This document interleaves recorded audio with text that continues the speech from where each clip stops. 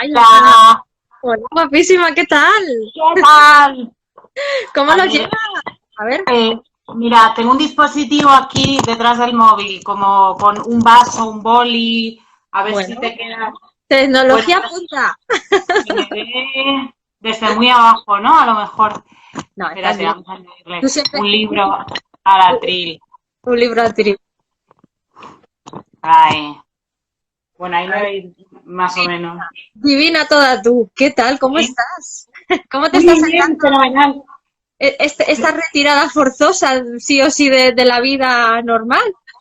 Pues mira, a mí me ha sentado, me da un poco de vergüenza decirlo, pero como ya está empezando a ser, ya se está empezando a atrever la gente a decir, no, bueno, es que a mí en realidad yo no lo he pasado tan mal. Yo he estado fenomenal. O sea, yo he estado fenomenal. También soy una privilegiada que tengo pues una casa muy chiquitita pero con mucha luz, he estado sola, que para mí es una ventaja, eh, no me han echado del curro, en fin, que he tenido las necesidades básicas cubiertas, la gente a mi alrededor está sana y entonces de las mejores épocas de mi vida, de verdad, o sea, el de despertarme por la mañana, abrir los ojos y decir, o sea, todo el día para mí, o sea, son Wow. 24 horas de libertad y anarquía total. Está muy bien, Sí, sí, porque está tú muy bien. anárquica eres un ratico, ¿no? O sea, desde Pues que te levantas. la verdad es que sí, sí, sí, anárquica y antisocial, aunque no lo parezca, sí. Bastante introvertida y me gusta ir a mis cosas todo el rato, ¿sabes? Estar como en mi cabeza. Y llevo bastantes meses dependiendo mucho de de fechas límites, imposiciones y estructuras que dependía mucho de los demás. Entonces este tiempo me ha venido bien personalmente. Todo esto al margen, por supuesto, del drama y la tragedia que ha sido, obviamente. Esto, o sea, te estoy hablando desde un plano como muy personal e íntimo, porque, bueno, obviamente he pasado miedo por familiares, amigos, como todo el mundo, pero bueno, afortunadamente no me ha tocado de cerca. Bueno, y en este momento, a ver, yo creo que, ¿cómo te definiríamos? Una Nerea explaining así para que expliquemos a toda la gente lo que es el feminismo de verdad a través del humor. ¿Te parece bien esa definición? Sí, sí, no ha habido, a ver, yo me voy a presentar porque a lo mejor hay gente aquí que se ha metido y no sabe qué hago. Yo hago unos vídeos y un espectáculo en el Teatro del Barrio y en otros espacios por ahí antes, que se llama Feminismo para Torpes, que se ha convertido después en un libro para Editorial Planeta. Estos vídeos están unos vídeos que están en El País y ya está, o sea, están estos tres formatos. Dice, ya está, como si estuvieras haciendo cualquier cosa. Guapa, estás haciendo maravilla, magia pura. Estoy haciendo lo que buenamente puedo, pero no hay ninguna estrategia detrás del feminismo para torpes. Empieza verdaderamente por casualidad. O sea, empieza porque yo empiezo a implicarme en colectivos feministas, a leer, a enterarme de cosas, a participar un poco más y me doy cuenta de que lo que de que me apetece como evangelizar un poco, ¿no? Como extender la palabra. Y, y Feminismo para Torpes empieza como una clase en un festival, como si fuera una... Me parecía útil plantear ciertas actitudes que yo veía machistas con un actor y una actriz y hacerlo en forma de sketches. O sea, que fuera una cosa educativa, pedagógica, pero que no lo pareciera. Y, como hacer el avioncito, esto lo digo mucho en las entrevistas, como hacer el avioncito con la cuchara, Sí, que es sí. no, te estoy metiendo aquí un buen tubo, pero no te estás dando cuenta o no estoy intentando que no te des cuenta. Sí, sí, Y, y lo has hecho en distintos formatos además, aunque dices que no haya sido estudiado, una cosa ha ido llevando a la otra. ¿Y cuál es la diferencia que estás aplicando en cada uno de esos lugares donde estás haciendo ese humor pedagógico? mira, el espacio original es el teatro.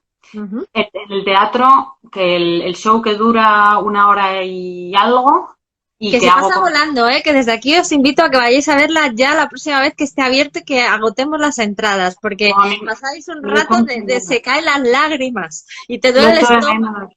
Lo echo de menos, lo echo de menos. Además, la última función fue bastante rara porque hubo un tipo que se fue gritando nerviosísimo. Sí, sí. Se me fue alguien del público que me mandó a la mierda y se fue. Además, en el Teatro del Barrio hay que pasar por escena para irte. O sea, que se fue sobreactuando mucho, parecía que estaba preparada cuando me puse a hablar del aborto. Wow. ¡Wow! ¿No? Quedan antiabortistas todavía, o sea, especie en extinción y ahí era el colega como, quédate, jolín, sois pocos, explícanos, cuéntanos. Sí. Y fue una experiencia un poco rara. A ver, el teatro es más libre para mí. No cuento lo mismo en los 3 formatos. El teatro es más libre y además va cambiando con la actualidad. Y quien lo viene a ver, sobre todo el bloque central, o sea, perdón, el bloque inicial en el que hablo yo sola, que es un monólogo humorístico, ahí meto bastantes temas de actualidad y a veces lo cambio en el mismo día. O sea, si las funciones son a las 10:30 de la noche, por la mañana ha pasado algo que últimamente, por desgracia, la actualidad machista va a toda pastilla y casi no la puedes ni seguir, no te salen los chistes como churros, te lo han hecho.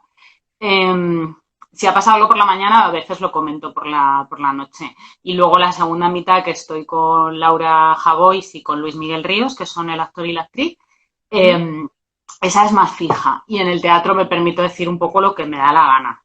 Y en los vídeos sí que le meto más intención educativa, son más estructurados, mucho más preparados. Y el libro es el esqueleto de todo eso. O sea, el libro es mucho más de proceso, de reflexiones, de la bibliografía que me ha traído hasta aquí, de referentes, describo un montón de situaciones de mi vida personal.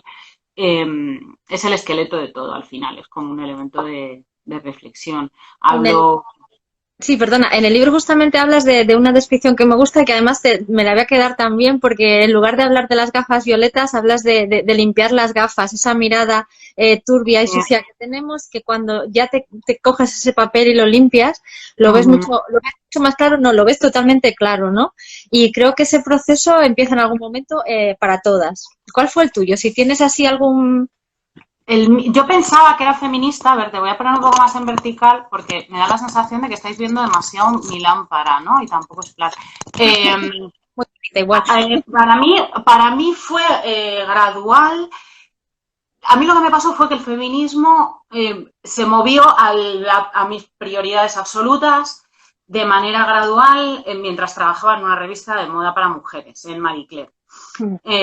A mí me preocupaba la justicia social, soy una tía de izquierdas, comprometida y pensaba que el feminismo no me preocupaba tanto hasta que no empecé a leer más, a rellenar unas páginas que se llamaban Planeta Mujer y que yo estaba encargada de editar y que eran la parte más seria, ¿no?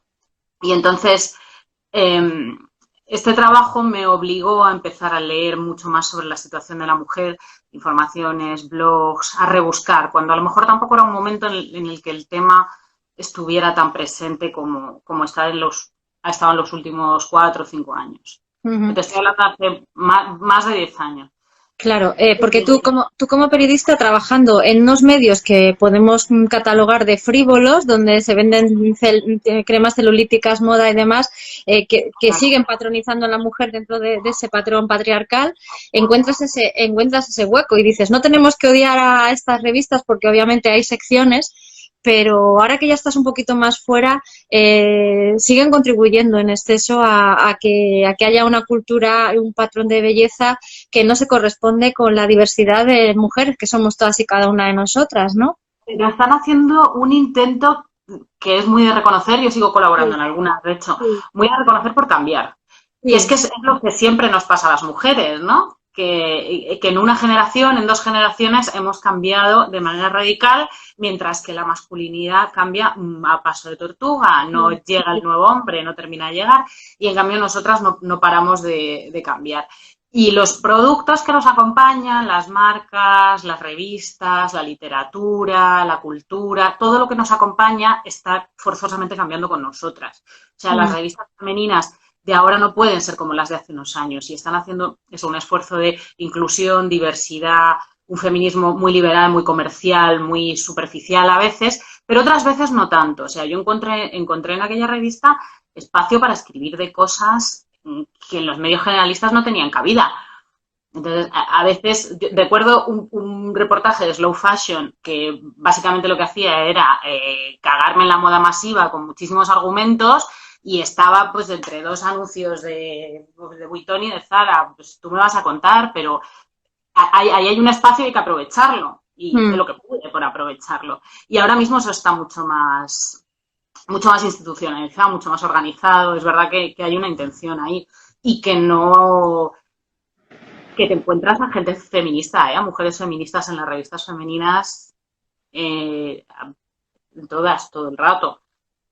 Sí, sí, Menos mal que están cambiando. Fíjate, en ese espacio que tú mencionas, yo creo que para ti fue una vivencia muy personal y muy importante porque conociste a personajes fascinantes, yo creo que para todas y para todos, como Ana Ferrer, de la Fundación Vicente Ferrer, y cómo cuentas que cuando ellos llegan a la India, ese patriarcado, además clasista y misógino, tarda esa pareja en llegar a hablar con una mujer 7 años. Sí. Porque el tiempo anterior, esos 7 años, ellos tenían que hablar con sus maridos, con sus padres, porque la mujer no era nada, ¿no? Entonces, que te cuenten esas realidades, yo creo que te da una torta bastante considerable. Esa fue una de las charlas que recuerdo como muy importante. Y ves, y esa charla, esa entrevista estaba en una revista femenina, en una revista de moda que te habla de anticelulíticos y de pinta uñas, pero bueno, también de esto. Y la recuerdo con mucho cariño. Ana Ferrer era una mujer muy mayor que se había hecho cargo de la fundación después de la muerte de Vicente Ferrer y cuyo proyecto es que es cuantificable en millones de vidas salvadas y han cambiado radicalmente la situación de la mujer en India y además lo han hecho, creo que esos 7 años que a veces es tan desesperante, ¿no? Penetrar en culturas y en mentalidades, y estoy hablando de la nuestra también, o sea, de la cultura occidental y de nuestro contexto, de lo que entendemos por normalidad. Es muy complicado desmontarlo y se hace muy largo y hay que tener mucha paciencia y solo en hablar con una mujer. Es que fueron 7 años solo en hablar de tú a tú con una mujer para empezar a disolver. Es que vamos muy despacio, vamos muy despacio. Fíjate que el patriarcado está tan metido que en otro de los reportajes que tú haces en esa revista hablas que además tampoco lo había pensado hasta ahora que lo he leído, de cómo los paritorios son un lugar para hombres en lugar de un lugar donde en un momento tan mágico y tan único para una mujer está pensado para ellos, ni siquiera para ellas, y descubres que hay que cambiar ese espacio a través de 2 mujeres que también entrevistas, ¿no? Parra Müller, que son un estudio de arquitectura. Yo que vivo ajena totalmente al mundo de la maternidad, me dicen, entrevista a estas mujeres que han ganado un premio para un proyecto de paritorio, descubro la arquitectura feminista, que también existe, y el urbanismo feminista, el urbanismo con perspectiva de género. Y cuando veo fotos de este proyecto de paritorio, este render, pues es una habitación, o sea, es un dormitorio normal, cómodo, con la luz baja, con una pelota de pilates y con ninguno de los artilugios a los que yo estaba acostumbrada y que culturalmente tenía relacionados con el momento de dar a luz. Y es que, claro, el momento de dar a luz no está adaptado a la persona que da a luz, que es una mujer. Está adaptado a un montón, o sea, a una cultura médica, a unos hombres que han sido médicos, a una historia amplísima y profundísima de encarnizamiento médico con las mujeres, a la violencia obstétrica, en fin. Te das cuenta cuando te choca algo que es normal, que lo que hace falta para parir es ese entorno y no otro, extraterrestre, de que lo que te han inculcado y vendido como normalidad y tú has entendido como normalidad es una normalidad que está adaptada a unas personas muy concretas que son los tíos blancos heterosexuales. Sí. Ya está. Y como eso todo. He estado leyendo en el confinamiento, uno de los libros que he leído ha sido La mujer invisible de Caroline Criado, que os lo voy a enseñar. Impresionante, yo también lo tengo. ¿Recomendable? No, recomendabilísimo. O sea, recomendabilísimo. La mujer invisible. Pues La mujer invisible es el fruto de una investigación de Caroline Criado, que es una periodista feminista, de muchísimos años, que además le han dado premios, no sé qué premio le han dado por la... Sí, a nivel internacional, yo tampoco recuerdo ahora mismo, pero es increíble porque cómo hace esa radiografía que no vemos cuando hasta que no nos limpiamos esas gafas y cómo el mundo sería un mundo muchísimo mejor, sin lugar a dudas, si pensaran y si contaran con nosotras y nosotras fuéramos partícipes de esos cambios, ¿no? Es que hay brechas, ¿cómo no va a haber brechas en el momento de parir? Es que hay brechas en quitar la nieve de las calles, tiene brecha de género. ¿Dónde se colocan las paradas del autobús? La disposición arquitectónica de las columnas en los portales tiene brecha de género. Todo tiene brecha de género, porque deciden personas que no tienen nuestra experiencia vital. En el libro, otra de las historias que cuento, que además es verdad, es una escena que viví con unos amigos, fue que a una amiga italiana se le cayeron las llaves y se las di como así y jajaja, jiji, como entendimos, había unas cuantas personas presentes, entonces entendimos el gesto de ponerte las llaves como lo ves, no, entre los como Freddy Krueger, como una idiota, cuando por la noche no te sientes segura y te acercas al portal. Y su novio ahora marido, con el que lleva 1000 años, como nunca lo había visto, porque nunca la había visto ponerse las llaves así, porque cuando va él no lo hace, ¿Qué le pasa? Era una experiencia que había tenido sola y que el hombre que convivía con ella durante años no sabía identificar un signo, un lenguaje, un código, y que todas las mujeres de diferentes países presentes automáticamente identificamos como algo cotidiano. Esto es, claro, es que nuestra experiencia común no es parte de la experiencia universal. Lo que se ha entendido como experiencia universal, que obviamente no es universal, que es muy parcial. Oye, y hablando de transporte público, ese señor que estaba contigo en el metro de la Lipa a Goya, que tú ibas, que le mirabas, que le taladrabas ahí, que decía, señor, que está muy bien llevar los huevos colgando, pero... El Manfredin. Con el Manfredin tengo también un sketch que hacen Laura y Luismi juntos, que Laura se despacha a gusto, que le encanta, y Laura, que es una pedazo de actriz, bueno, y mi Luismi también, pero ella tiene un momento de gloria ahí, porque él hace un Manfredin brutal, yo hago una introducción de la socialización de género. Básicamente en el show lo que hago es meter buenos sermonazos feministas sin que se note demasiado. Entonces, por la socialización de género, a ellos les inculcan que tienen que estar cómodos, expandirse, ocupar espacio, el espacio físico, el espacio político, el espacio exterior, todo. Y a nosotras nos enseñan a encogernos y además a no manifestar con demasiada claridad lo que nos molesta y lo que nos incomoda. Y entonces le digo, mira, pues lo que quiere decir Laura es esto. Y Laura le mete ahí una caña que si tiene los cojones de cristal de Swarovski, que las piernecitas cerradas, que no... Ahora te intimido yo a ti. Y se explaya. Y él se va muy ofendido del show, se siente herido y fatal. Bueno, el Manfredin me parece como una imagen muy útil de lo que estábamos hablando antes. Sí. Del mundo adaptado, de la normalidad adaptada. De cómo la normalidad, como la entendemos, es más cómoda para unos que para otras. Y cómo... Además nos hemos acostumbrado y lo hemos interiorizado y sobre todo hemos entendido muchos comportamientos y muchos automatismos artificiales como si fueran naturales, que es lo más peligroso de todo y es lo más complicado de desmontar. Esa impresión de que las diferencias y las desigualdades entre hombres y mujeres son algo que ha existido toda la vida, que es natural y que además el mundo se tiene que organizar así.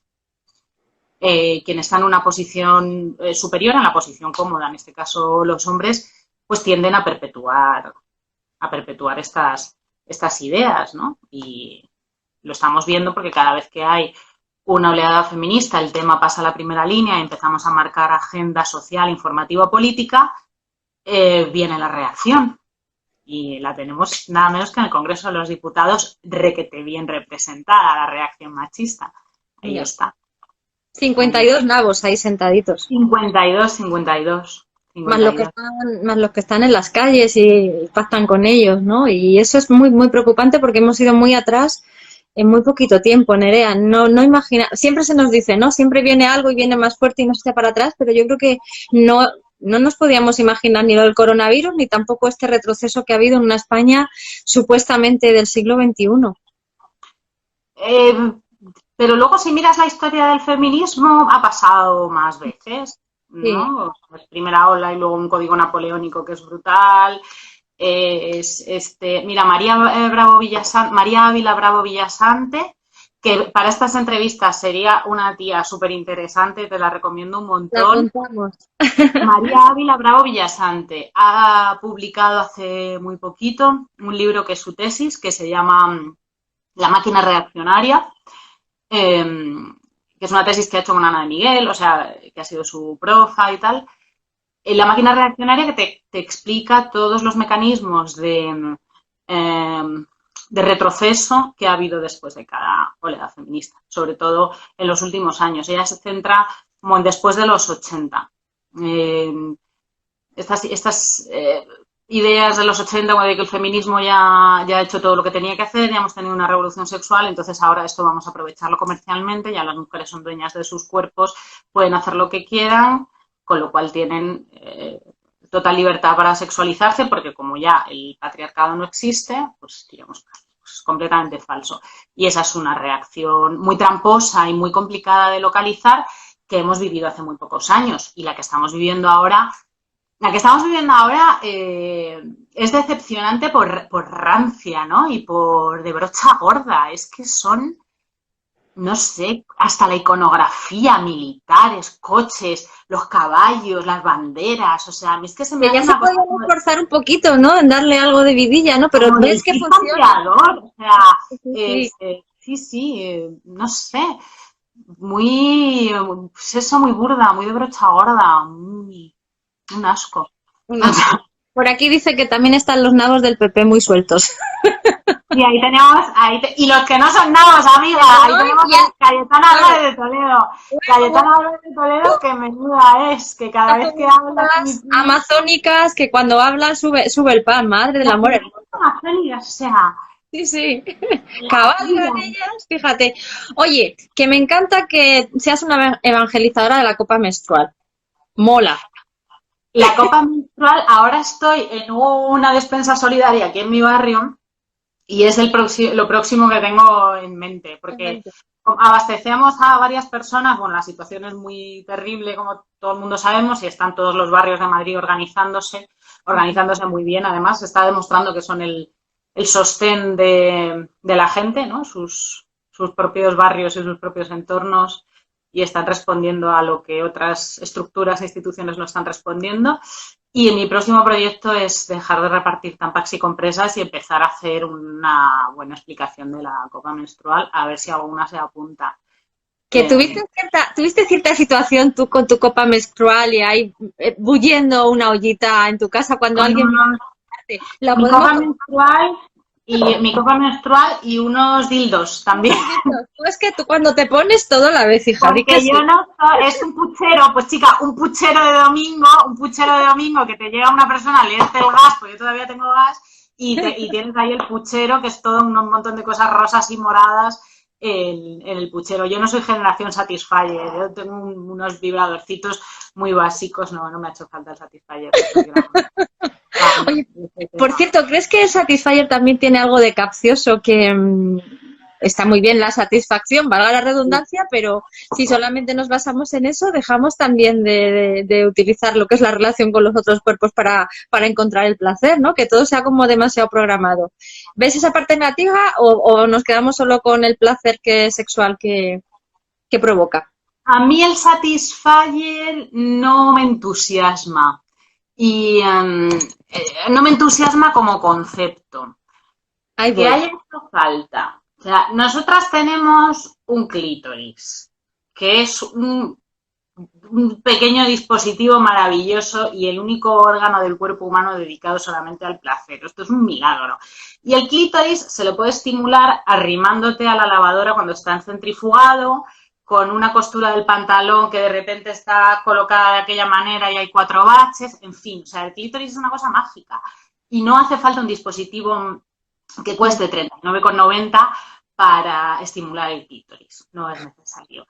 Me parece, además es que ha sucedido una cosa con el Satisfyer que a mí me preocupa un poco y me inquieta y por eso no he subido en ese carro, y es que me ha dado la sensación de que la masturbación femenina no ha existido y no se ha empezado a hablar de ella hasta que no ha habido una manera de glamorizarla, eh, Y rentabilizarla. rentabilizarla, Sí. convertirla en algo, sí, en algo chic, en algo mainstream, en algo que dé un poco menos de asco que un coño, tal cual. O sea, es que es así. O sea, es que al final es, vamos a ver cómo hablamos del clítoris sin hablar de clítoris. No, es que el clítoris no te hace falta este aparato para estimularlo. Siempre ha existido, siempre ha sido nuestro punto de placer principal.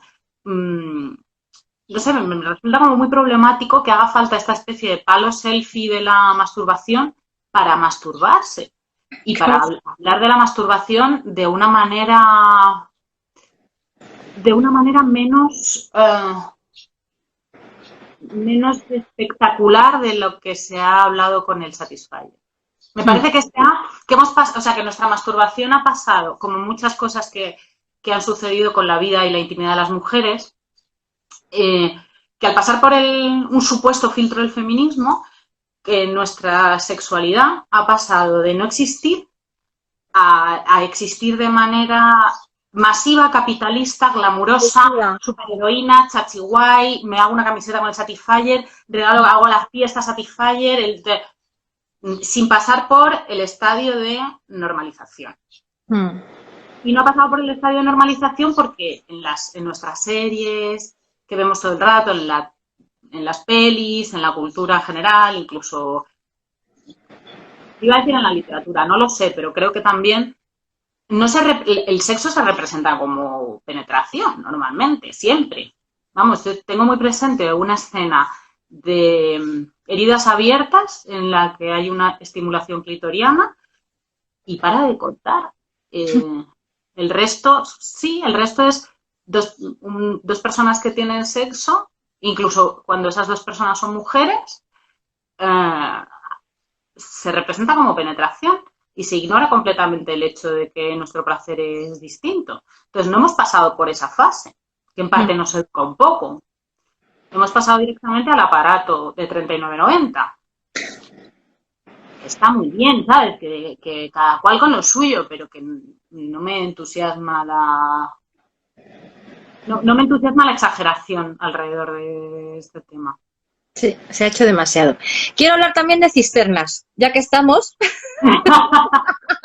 que tiene mucho que ver los señores las cisternas y con ese síndrome de la impostora o esa vocecita que todas tenemos dentro que nos dice no, no, no, no puedes llegar y es sí, sí, sí, sí que puedes. Cuéntanosla, por favor. Todo lo que cuento en el libro es de verdad. Es de verdad. Contamos. O sea, nada figura. Incluso hay una venganza de unas compañeras de trabajo con un señor, el señor de la cultura, que eso también es completamente... Te iba a preguntar después por el señor de la cultura, sí. El comercial de cisternas, queridas amigas, que sois 61 personas ahora mismo, el comercial de cisternas es un tío que vino a contarnos en un día de cierre de una de las revistas en las que trabajaba, que estábamos todo el mundo echando humo por las orejas, echando realmente humo por las orejas, y él lo sabía. Pero bueno, ahí le faltó empatía para empezar, ¿no? Unas cisternas de váter, o sea, cisternas de váter, de cisterna, una cisterna de toda la vida, que estaban empotradas con la pared, tenían un sensor de movimiento y unas luces. Una cosa muy moderna, muy hortera para colocar en un baño, pues si tú eras futbolista o lo que sea. Y iba a poner pues, publicidad en uno de los suplementos, o la propuesta era poner publicidad, o le íbamos a vender un publireportaje. Era una reunión puramente comercial. Y es que no os imagináis cómo entró ese hombre esa tarde en esa sala de reunión. De Miura ahí directamente. Con una seguridad en sí mismo, un amor propio, un caminar seguro por el mundo, como si el mundo fuera su casa, una tranquilidad, pues un manspreading, lo que es un manspreading. Y claro, es que hablábamos de las brechas de las que habla Caroline Criado.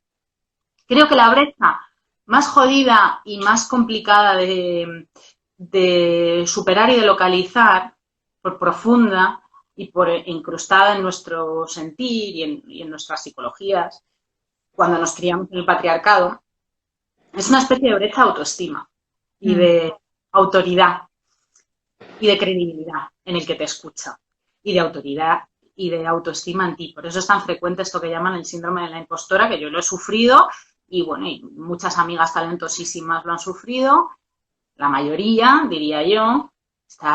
Son mujeres increíbles, escritoras, historiadoras del arte, artistas, amigas mías, periodistas, preparadísimas, inteligentísimas, con un bagaje intelectual que se te cae el culo. O sea, y decía, no sé cómo está esto, ¿eh? Esto, aterradas delante del teclado, aterradas delante de una conferencia, de una sala de conferencias que se han estado preparando durante semanas. Siempre que las veo, pienso en el comercial de cisternas. Vale, y si no en el otro que te llama Gallinita, que es el señor de la cultura. Vamos a acompañar a este otro personaje, que conocemos todas, alguno o algunos, seguro. Este retrato, la figura del comercial de cisternas la utilicé para retratar la brecha de autoestima y de autoconfianza y de credibilidad, y la figura del señor de la cultura la utilicé porque hace unos cuantos años, cuando no se hablaba tanto de feminismo y no había desgraciadamente, como tanta cultura general, aunque todavía falta, o sea, como que el feminismo no estaba tan incorporado a la cultura general, digamos, en un trabajo, un grupo de compañeras a las que yo les había hablado del tema bastante y debatíamos, compañeras de trabajo y amigas, y debatíamos sobre el tema con frecuencia. Después de muchas charlas, un colaborador de este lugar en el que pues éramos todo mujeres, jefas, recepcionista, en fin, logística, y había un contable que iba 2 días en semana. Pues un señor con corbata de 50 años, un contable, que en la estructura de la empresa tampoco era una persona tan definitiva, pero lo único que tenía especial que era el único tío. Y llegó este colaborador externo, al que llamaremos el señor de la cultura, y echó un vistazo alrededor y dijo: qué tranquilas estáis las gallinitas sin el gallo en el corral. Ajá. Porque en su esquema de las cosas, te estoy hablando de un tío que ha comisariado exposiciones en instituciones importantísimas de este país, al que se le supone, no sé, cierta altura humana, intelectual, cultural. Las gallinitas, o sea, nos lanzó a todas, separó al ser humano que había ahí con rabo, así, y con corbata, que la corbata es importantísima, y de 50 años, y a todas las demás nos lanzó a gallinitas. Gestora, logística, todas las pesadas, la señora que viene a limpiar, todas, las gallinitas. Y estábamos tranquilas porque no estaba la única figura de autoridad posible. Y es que esto lo hemos hablado mucho y lo hemos hablado durante años las personas presentes y yo. Y es que existe una jerarquía interna y creo que parte de esto, una de las consecuencias más terribles es esta justicia patriarcal que está desgraciadamente tan presente y que está en la actualidad informativa, y es que hay una conciencia de grupo, la fratria de la que habla Ana Miguel, Amelia Valcárcel, la fratria, ¿no? Está pacto interclasista entre varones. ¿Qué tranquilas estáis las gallinitas? Es el pacto interclasista entre varones. O sea, para este señor había una jerarquía superior a la jerarquía laboral, que era la jerarquía entre hombres y mujeres. Y ahí su compañero y el gallo es el otro. Nosotras no contamos nada. Hay una frase de tu libro que la voy a leer porque me ha gustado mucho. Dice que las mujeres no somos víctimas, pero las mujeres sí que vivimos en un factor de riesgo continuo. Y eso define muy bien lo que nos pasa en el día a día. Es un factor, sí, es que ser mujer es un factor de riesgo, pero no es una cosa Es que son datos, ¿no? Que a la ONU también. Esto se basan en datos incontestables, en estadísticas incontestables. Tienes muchísimas más probabilidades de sufrir violencia en todos los aspectos de tu vida. De hecho, creo que son un 34% de las mujeres que han sufrido violencia sexual. Es una cifra bárbara. Un 90 y pico por ciento de las personas con las que se trafica para explotación sexual son mujeres. Entonces, no sé, no tiene sentido. Lo que sucede es que el hecho de que ser mujer sea un factor de riesgo porque existe un patriarcado, una de las reacciones machistas que hay ahora, que creo que es la más peligrosa, es negar que la violencia contra las mujeres tenga un origen estructural. Que hemos visto, creo que Irene Montero dio una explicación, una contestación. Me parece que supongo que alguien de Vox, es que lo he visto a trozos, sobre que la violencia machista es estructural, ¿no? Que viene del patriarcado, viene de las estructuras de poder, viene de una historia muy larga de discriminación y de entendernos como ciudadanas de segunda hasta hace muy poco, pues lo que hablamos antes, hasta hace una generación. Tiene un origen estructural. Negar el origen estructural y hablar de que la violencia contra las mujeres son 4 locos, de que se trata de hechos aislados. No la llamemos violencia machista, llamémoslo violencia, ¿cómo lo quieren llamar? Intrafamiliar. Sí. Porque es violencia intrafamiliar porque vamos a ver si disimulamos y parece que es que son los primos que se pegan entre sí o el abuelo que pega al nieto. No, es que la violencia intrafamiliar esta que queréis tapar son parejas o exparejas que pegan y que matan a sus mujeres y a sus hijos. Has mencionado un tema que para mí es siempre muy... No me olvido cada uno de los días de no solamente de las mujeres que son víctimas de violencia de género, sino de las mujeres que son prostituidas. Y que siguen siendo mujeres desnudas de derechos también en este siglo que llamamos siglo XXI. ¿Cómo ves el panorama cuando el mundo está lleno de puteros y cuando además a través de la pornografía todo esto se está incrementando para que haya más demanda y por lo tanto más oferta de carne fresca de niñas que son tratadas y traficadas y de mujeres que son tratadas y traficadas? Me parece súper importante en este tema hacer algo que, bueno, están haciendo varias compañeras de mi entorno, que es cambiar el foco. ¿Para qué sirve la prostitución? O sea, dejar de hablar, por supuesto, ofrecer soporte y alternativas y seguridad a las mujeres que están en situación de prostitución y de trata, que es un poco lo mismo en un porcentaje súper alarmante.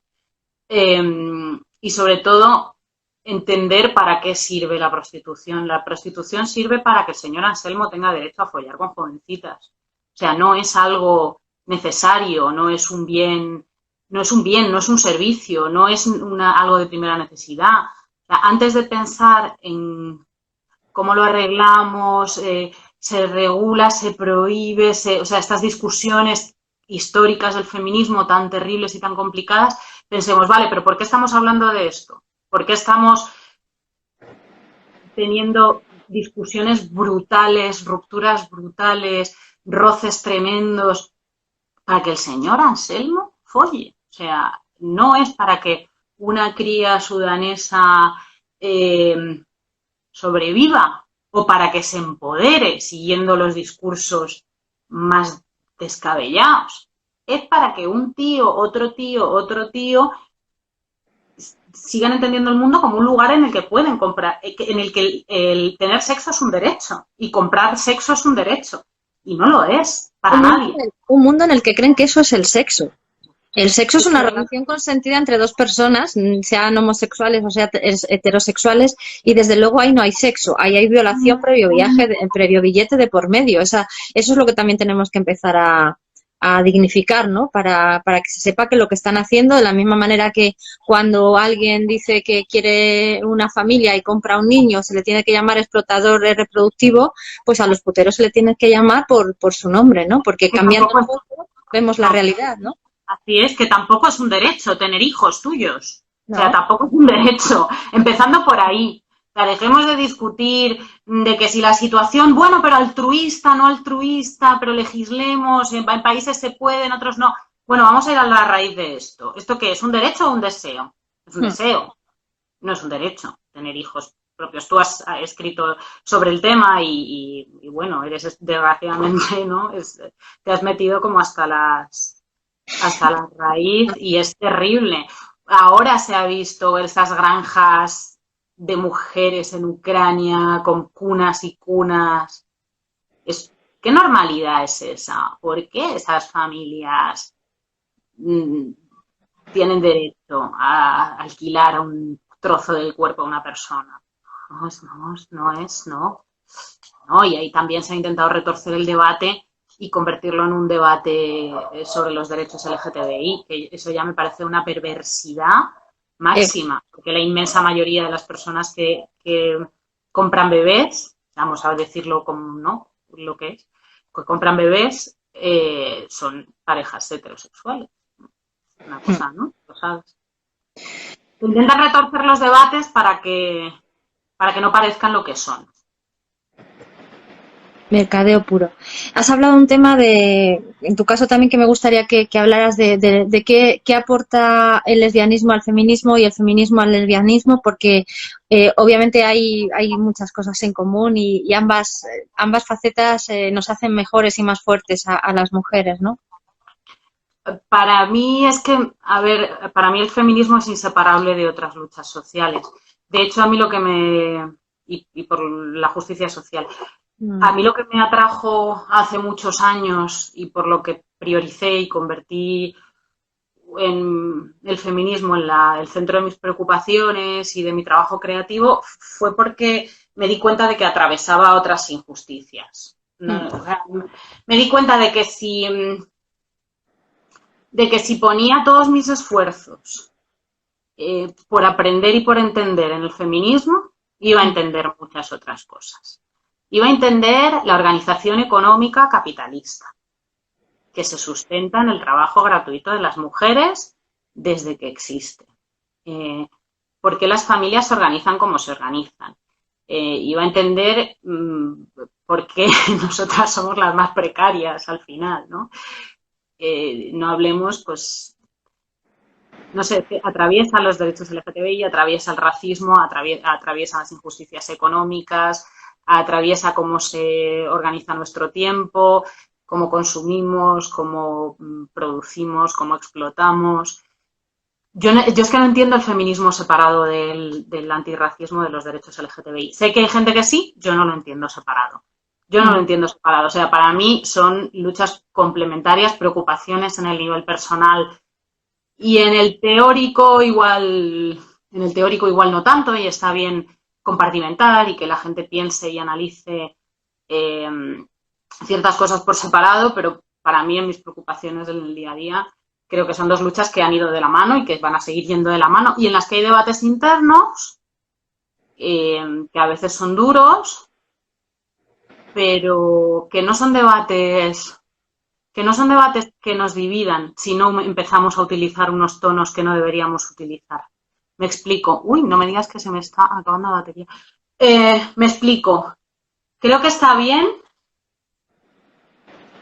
que haya diferentes tipos de feminismo y que hablemos dentro del feminismo de cuáles son nuestras prioridades, de cuáles no, de qué nos diferencia y de qué nos separa, siempre y cuando lo hagamos en un tono que no sea de cancelar, de tirarnos a la cara insultos las unas a las otras para atajar la conversación de manera rápida y creo yo, muy infantil y muy inútil. Y el feminismo y debates, porque es un movimiento muy grande, muy hondo, muy antiguo, muy vivo, muy rico, que reúne sensibilidades muy diferentes y que cada vez que ha marcado la agenda política, informativa, cultural, ha cambiado la sociedad profundísimamente. O sea, ¿cómo no va a haber debates ahí? O sea, pensar que tenemos que estar todas las personas comprometidas con el feminismo, que tenemos que estar a una y ser un bloque indisoluble y homogéneo, es ridículo, es infantilizarnos. Y eso te da la medida de cómo se nos ataca desde fuera y cómo se nos ve como algo secundario, cuando en realidad es una revolución importante que implica a toda la humanidad de manera global. Entonces, hay que respetar nuestros debates y hay que continuarlos. Los debates sí, pero ¿tú hablas de feminismo en plural o en singular? Para mí la base del feminismo es solamente uno y es la lucha contra esa opresión que sufrimos. Hablo de feminismo en singular y creo y caben muchas sensibilidades dentro del feminismo. Vale, perfecto. Sí, sí, sí, porque también ese es un debate, ¿no? Las S, como al final también lo que hacen es borrar de cierta manera, por lo menos yo así lo considero. Es que como digas, claro, es que entonces te cabe el feminismo amazónico y está jodida, claro. Feminismo solo hay uno, de la misma manera que comunismo, socialismo y claro. Todo, solo hay uno, ¿no? Hay base... un feminismo en el que, insisto, caben muchos focos de atención y muchas sensibilidades. Y para mí que no creo que sea malo que estén ahí, nunca. Y hablas también en el libro de cómo a las mujeres nos espera siempre no haciendo mucho ruido cuando debatimos, ¿no? Y justamente esto que acabas de comentar ahora, que el propio debate que podamos estar teniendo es algo que cómo se nos ve desde fuera, pero como si no tuviéramos también el derecho a decir y a incluso a alzar la voz, ¿no? Contra lo que consideramos que es opresión. Cómo hasta eso está metido hasta el tuétano. Hasta eso tiene que ser de una determinada manera. Pues no, y hasta eso es una excusa para atacarnos. ¿Por qué se respeta que haya disensiones dentro de la izquierda? Pues porque se respeta como movimiento político y no se respeta que haya disensión. Y dentro de la derecha también hay disensión. También dentro del feminismo, porque es mucho trabajo. Me gustaría hablar... Insisto, es porque es un movimiento vivo. Si es que el feminismo es un movimiento vivo y que está en constante construcción y debate. O sea, claro que tenemos que hablar. Bueno, hay algunas cosas que tienen que hablarse menos y ejecutarse más. Yo también te diré que muchas veces tanto hablar cuando la opresión se ve que es clara. Me encantaría que tuvieran igual de claro quienes tienen el poder en que pudieran cambiar todo eso. Pero me gustaría hablar de ti y de una figura muy importante para ti como ha sido tu madre. Como una mujer en sus años fue revolucionaria, dejó su país, se fue a Inglaterra y dijo que quería ser la mujer que le daba la gana, no la que, no la que esperaban. Y también es un poco lo que has heredado de ella, supongo, ¿no? La valentía de no quedarte con las ganas, sino hacer las cosas y luego que llegue lo que tenga que llegar. Mi madre se fue a Londres en los años 60 y se fue a la aventura. Y pues mi madre era una mujer que no había tenido acceso a ninguna educación, pero que quería trabajar y que quería ser independiente y que quería ver mundo. Entonces ella se dio cuenta de que como no había tenido educación formal, lo que igual era más útil y le iba a abrir más caminos era aprender un idioma, aprender inglés. Y entonces ella se fue, fíjate, esto te estoy hablando en los 60, o sea, la gente en los 60 no se iba de Erasmus. Se fue, claro, ella se fue, trabajaba en el Hammersmith Hospital, que siempre cuenta que como es muy bajita, era tan bajita que tenía que darse 3 vueltas a la bata y se dedicaba básicamente a barrer en traumatología trozos de personas, o sea, a limpiar en Hammersmith Hospital, y luego trabajó limpiando también en una casa de unos judíos sudafricanos, los Wolf, de los que habla, una familia de la que habla con un amor y con un cariño, que le dieron todo y que la trataron fenomenal. Y allí estuvo, y mi abuelo le dijo, te voy a matar, ¿cómo se te ocurre irte de España? Y ella le dijo, prepara la escopeta, y cogí y se largó. Y bueno, mi abuelo, que se le iba la pólvora en salvas, el hombre no le iba a matar. Y claro, que aquello era un farolazo. Y nada, sí, a ver, de mi madre he aprendido... De mi madre me ha costado aprender, o sea, siempre nos hemos llevado muy bien. Un segundito, que estoy intentando... Ahí. ver los comentarios un poco. Sí,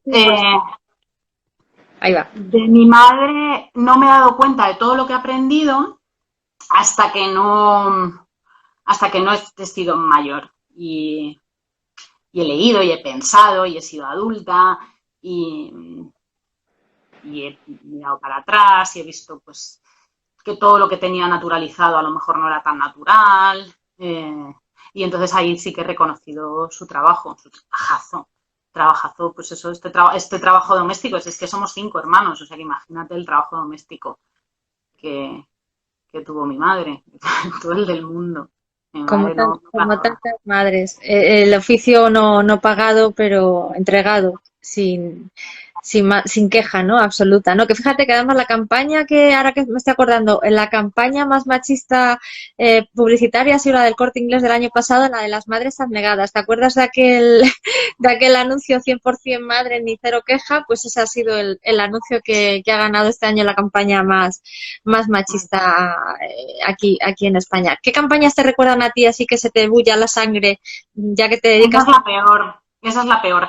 Esa es la peor y en el libro tengo algunas que me echó una mano una amiga publicista, Susana, a buscarlas, que todas son el buscar el sentimentalismo y tocar la fibra sensible con el tema de la madre abnegada, las ojeras por amor, tu madre lo va a hacer todo por ti, tu madre es una superheroína. Volvemos a la estructura mental del Satisfyer, pasar de la nada a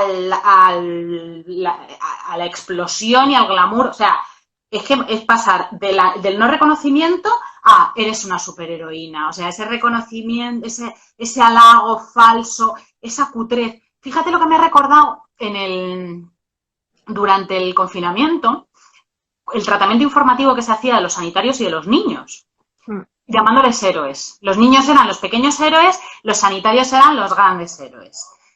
Héroes, o sea, como ese peloteo que no estaba acompañado de unas buenas condiciones materiales, ni para los niños ni para los sanitarios. Entonces, que es que yo estoy convencida de que los propios sanitarios que son adultos lo han dicho, que menos héroes y más seguridad laboral, EPIs, contratos menos precarios, en fin, condiciones materiales y menos lamerles el culo, ¿no? Pues es que eso me ha recordado mucho a estas campañas y a estas tarjetas del Día de la Madre y a estos anuncios horrorosos. Mira, menos decirme que soy una superheroína maravillosa y más repartido el trabajo, porque esto ya... Y porque nadie es una superheroína maravillosa. Si es que hemos pasado de no existir y de ser ciudadanas de segunda a ser... o aguerridas, empoderadas, nada puede contigo, eres mágica, eres maravillosa, sin pasar por ser gente normal. Es que no pasar por ser personas. Seguimos sin ser personas, Nerea. Somos cosas que nos cambian y se nos etiquetan y ahí te tienes que apañar tú con la vida que escoges. Y ahora hay que decirnos, y hay artículos de... Tienes derecho a la debilidad, tienes derecho a cuidarte de ti misma, a descansar. ¿Pero en serio tenemos que plantear esto? Porque no somos personas, porque hemos pasado de no ser a ser supermujeres. Y yo quiero ser supermujer, o sea, quiero ser una persona con sus debilidades, con sus ambiciones y con sus inquietudes, igual que son los tíos. Sí, otra batalla tuya, la de empoderarse, que no te gusta nada. Yo también lo digo porque al final pasa te quedas con lo individual, como si no formáramos parte de esa lucha colectiva de que no nos empoderamos, que el poder ya lo tenemos. Lo que pasa es que no nos deja, lo acabas de decir, no nos dejan ni respirar. Esto es, o sea, es empoderarse. Empoderarse también creo que es una manera de instrumentalizar el feminismo para convertirnos en... Bueno, instrumentalizarlo, no, pero que... Confundir a lo mejor un poco, ¿no? Rentabilizarlo, hacerlo más productivo, ¿no? O sea, hacernos todavía más productivas. Empodérate, pero no sueltes nada de lo que vienes haciendo desde tiempos inmemoriales. ¿dónde está? Empodérate, es que empodérate es un imperativo que oigo por tierra, mar y aire, redes sociales, revistas, programas de televisión, no sé qué, pero de verdad que no, me parece más importante decirles a los hombres que se desempoderen un poco, Pues que mira, se sí, hagan cargo, ¿no? Que se desempoderen y que se hagan cargo de de toda todo la que no han mierda. hecho. Haceros cargo un poco de la mierda, ¿no? Cambiar hacia eso. Empoderaros vosotros en el feminismo, anda, si puede ser. Se nos acaba, se nos acaba. Empodérate, ¿sabes? Se nos acaba el tiempo y tengo aquí una frase final de tu libro que creo que es maravillosa y es perfecta para acabar, pero luego tienes que echar un speech, que dice, el feminismo no es inofensivo, va a ser la palanca que lo transforme todo.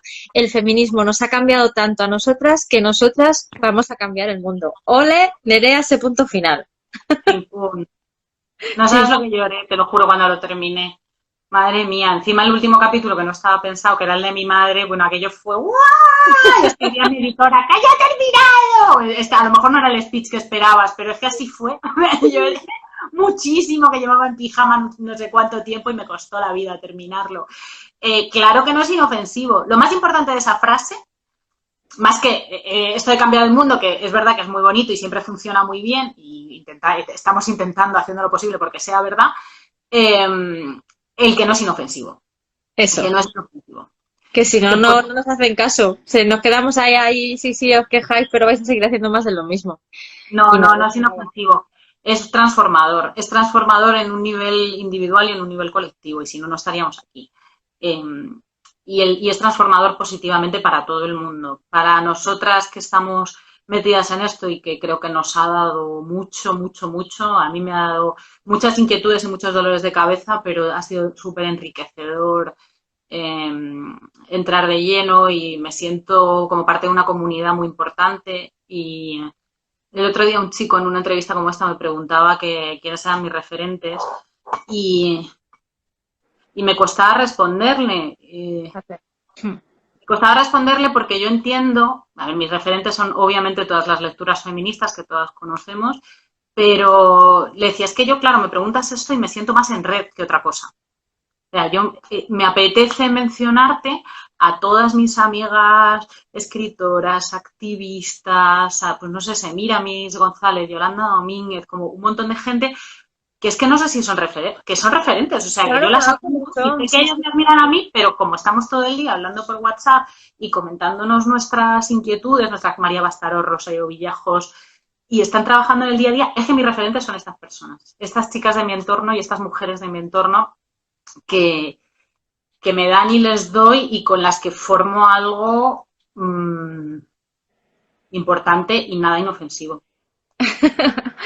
Así que del feminismo para torpes ahora te va a tocar otra etapa, ¿no? ¿Tienes un poco en mente qué va a venir después? Y sí, tengo unos cuantos chistes sobre el COVID, no sobre el COVID, sino sobre el 8M y el COVID, relación 8M y COVID. Y bueno, va a cambiar bastante el espectáculo, va a cambiar bastante. Va a Pero ir ahí. seguir haciendo espectáculos, seguir haciendo pedagogía. Nos quedan 20 segundos. Son para ti. Un besazo.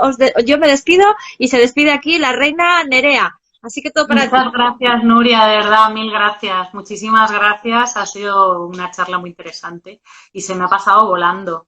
Y espero que os haya interesado, de verdad. Pues claro que sí. Pues a seguir haciendo feminismo, que es lo que necesitamos todas. Nos Muy vamos. bien. Hasta la próxima. Chao.